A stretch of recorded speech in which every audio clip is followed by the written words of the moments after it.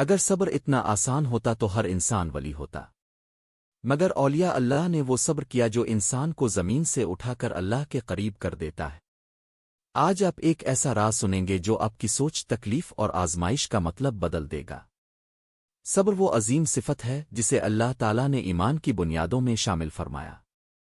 قرآن و حدیث میں صبر کو بار بار بیان کیا گیا، مگر جب ہم اولیاء اللہ کی زندگیاں دیکھتے ہیں تو صبر صرف ایک لفظ نہیں رہتا بلکہ ایک زندہ حقیقت بن جاتا ہے۔ اولیاء اللہ کے نزدیک صبر محض مصیبت برداشت کرنے کا نام نہیں، بلکہ اللہ کی رضا پر راضی رہنے کا وہ بلند مقام ہے جہاں شک و ختم ہو جاتا ہے اور یقین مضبوط ہو جاتا ہے۔ اولیاء اللہ فرماتے ہیں کہ صبر 3 درجوں پر مشتمل ہے: گناہ سے رکنے پر صبر، عبادت پر ثابت قدم رہنے پر صبر، مصیبت اور آزمائش پر صبر۔ اکثر لوگ تیسری قسم کو ہی صبر سمجھتے ہیں، مگر اولیاء کی نظر میں اصل صبر وہ ہے جو انسان کو اللہ کے حکم کے سامنے جھکا دے۔ صبر اور ولایت کا تعلق۔ جب بندہ صبر اختیار کرتا ہے تو اس کا دل دنیا کی بے ثبات سے آزاد ہو جاتا ہے۔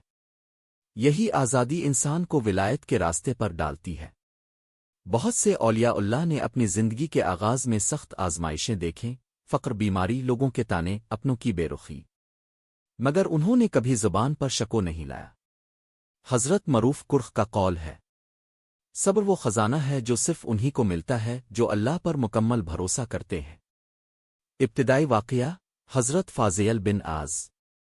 حضرت فضیل بن اعاذ ابتدا میں ایک مشہور ڈاکو تھے۔ ایک رات چوری کے ارادے سے دیوار پھلانگ رہے تھے کہ قرآن کی یہ آیت کانوں میں پڑی: کیا ایمان والوں کے لیے ابھی وہ وقت نہیں آیا کہ ان کے دل اللہ کے ذکر سے جھک جائیں؟ یہ آیت دل پر ایسی لگی کہ ساری زندگی بدل گئی۔ توبہ کے بعد جو صبر انہوں نے اختیار کیا وہ مثال بن گیا۔ فقر آیا، بھوک آئی، مگر زبان پر شکو نہ آیا۔ وہ فرمایا کرتے تھے، اگر اللہ نے مجھے روک لیا تو یہ بھی اس کی رحمت ہے، اور اگر دے دیا تو یہ بھی اس کی رحمت ہے۔ صبر میں خاموشی کیوں ضروری ہے؟ اولیاء اللہ کے نزدیک صبر کی اصل پہچان خاموشی ہے۔ جو شخص ہر مصیبت میں لوگوں کے سامنے فریاد کرتا پھرے، وہ ابھی صبر کے دروازے پر کھڑا ہے، اندر داخل نہیں ہوا۔ حضرت جنید بغداد فرماتے ہیں، صبر یہ نہیں کہ تو روئے اور کہے کہ میں صابر ہوں، صبر یہ ہے کہ تیرا دل بھی راضی ہو اور تیرا رب بھی۔ آزمائش، ولایت کی سیڑھی۔ اکثر لوگ پوچھتے ہیں کہ اولیاء اللہ پر اتنی آزمائشیں کیوں آئیں؟ اس کا جواب یہی ہے کہ آزمائش ولایت کی سیڑھی ہے۔ جس طرح سونا آگ میں تپ کر خالص ہوتا ہے، اسی طرح ولی کا دل آزمائش میں نکھرتا ہے۔ حضرت بایزید بستم سالہ سال بیماری میں مبتلا رہے۔ شاگردوں نے عرض کیا، حضرت دعا کیوں نہیں کرتے؟ فرمایا، جس نے مرض دیا ہے وہی شفا بھی دے گا، میں اس کے فیصلے پر صابر ہوں۔ یہ صبر کا وہ مقام ہے جہاں دعا بھی ادب بن جاتی ہے۔ صبر اور شکر کا باہمی تعلق۔ اولیاء اللہ کے نزدیک صبر اور شکر ایک ہی سکے کے 2 رخ ہیں۔ نعمت پر شکر، مصیبت پر صبر، یہی ولی کی پہچان ہے۔ حضرت عبداللہ بن مبارک فرماتے ہیں، میں نے صبر کو شکر سے جدا نہیں پایا۔ جو صبر کرتا ہے وہی حقیقی شکر گزار ہے۔ یہی وہ بنیاد ہے جس پر اولیاء اللہ کی پوری زندگی کھڑی ہوتی ہے۔ جب صبر اپنی انتہا کو پہنچتا ہے تو بندہ شکایت سے بلند ہو جاتا ہے۔ اولیاء اللہ کی زندگیاں ہمیں یہ سکھاتی ہیں کہ صبر صرف برداشت نہیں بلکہ اللہ سے قرب کا راستہ ہے۔ عظیم واقعہ، حضرت شیخ عبد القادر جیلانی۔ حضرت غوث اعظم کے بچپن کا واقعہ مشہور ہے۔ تعلیم کے لیے بغداد جاتے ہوئے ڈاکوؤں نے قافلہ لوٹا۔ جب ان سے پوچھا گیا کہ تمہارے پاس کیا ہے تو فرمایا، 40 دینار ہیں جو میری والدہ نے کپڑوں میں سی کر رکھے ہیں۔ ڈاکو حیران ہوا کہ یہ بچہ سچ کیوں بول رہا ہے۔ حضرت نے فرمایا، میری ماں نے مجھے سچ اور صبر کی وصیت کی ہے۔ یہی صبر بعد میں ایسی ولایت میں بدلا کہ آج بھی دنیا فیض پا رہی ہے۔ صبر میں جلدی نہ کرنا۔ اکثر لوگ صبر تو چاہتے ہیں مگر فوراً نتیجہ بھی چاہتے ہیں۔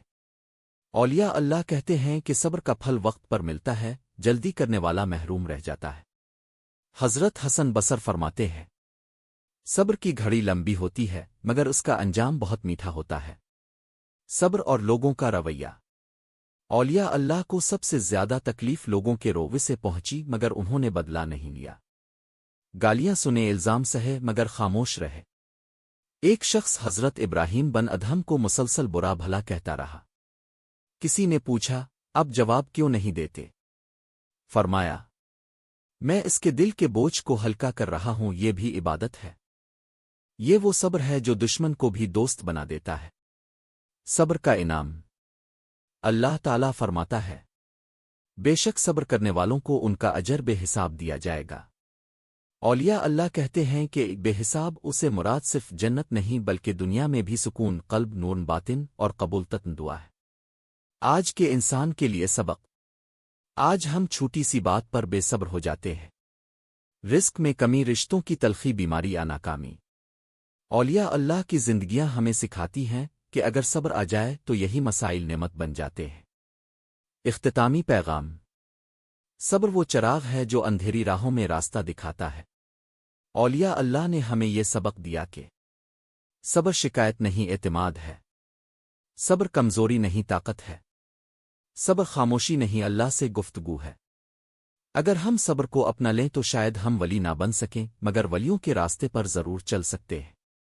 اولیاء اللہ کے ہاں صبر کا سفر صرف آزمائش برداشت کرنے پر ختم نہیں ہوتا بلکہ ایک ایسا مقام آتا ہے جہاں صبر بندے کو اللہ کے انتہائی قرب تک پہنچا دیتا ہے۔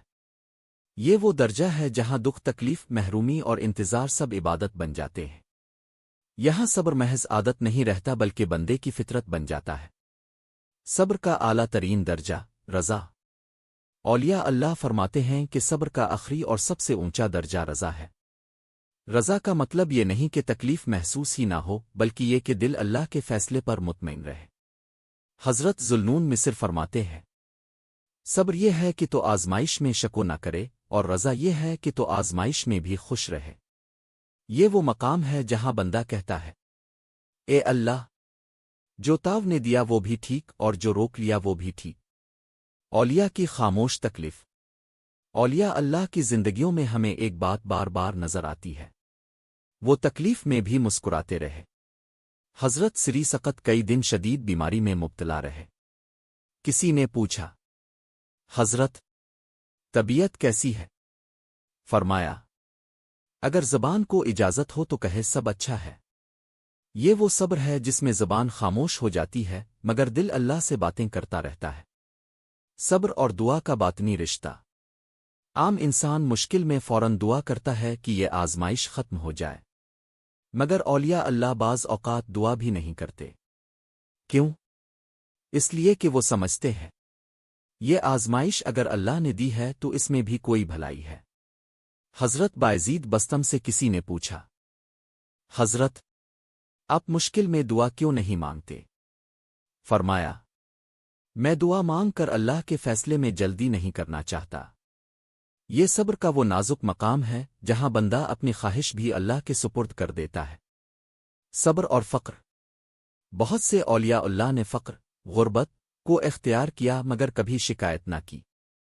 حضرت ابراہیم بن ادہم بادشاہت چھوڑ کر فقیری میں آئے۔ کبھی دنوں فاقہ رہتا مگر زبان پر یہی الفاظ ہوتے، میرے رب نے آج مجھے بھوکا رکھا ہے، شاید کل مجھے شکر سکھانا چاہتا ہے۔ یہ صبر نہیں تو اور کیا ہے؟ لوگوں کے ظلم پر صبر۔ اولیاء اللہ کو صرف غربت اور بیماری ہی نہیں ملی بلکہ لوگوں کے ظلم بھی سہے۔ الزام لگے، کردار پر حملے ہوئے، فتوے لگے، شہر بدر کیا گیا، مگر جواب ہمیشہ صبر سے دیا۔ حضرت منصور حلاج کو سولی دی گئی۔ اگر آج ہم زبان کو شکایت سے روک لیں، دل کو اللہ سے جوڑ لیں، وقت کو اللہ کے حوالے کر دیں، تو ممکن ہے ہم ولی نہ بنیں مگر ولیوں کی دعاؤں میں ضرور شامل ہو جائیں۔ اگر آپ کو یہ روحانی بیان پسند آیا ہو تو ہمارے چینل اولیاء ملتان کو سبسکرائب کریں، بیل آئیکن دبائیں تاکہ آپ کو ہر نئے بیان کی اطلاع فوراً ملے، اور ویڈیو کو لائک اور شیئر کرنا نہ بھولیں تاکہ زیادہ سے زیادہ لوگ اس سے فیض حاصل کریں۔ اللہ ہمیں صبر کی وہ روشنی عطا فرما جو اولیاء اللہ کے دلوں میں تھی۔